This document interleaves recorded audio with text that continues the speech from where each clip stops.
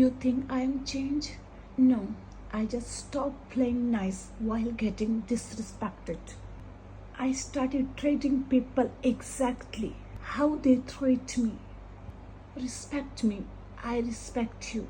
Ignore me, I ignore you.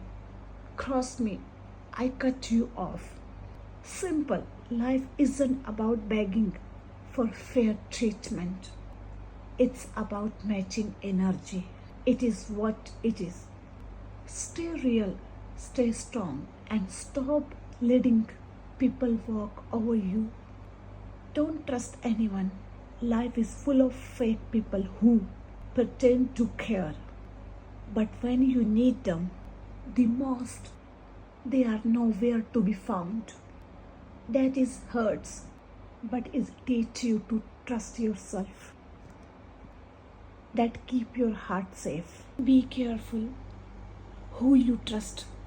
Salt and sugar look the same. Sometimes you just have to play the role of a fool. Fool the fool who thinks that they are fooling you.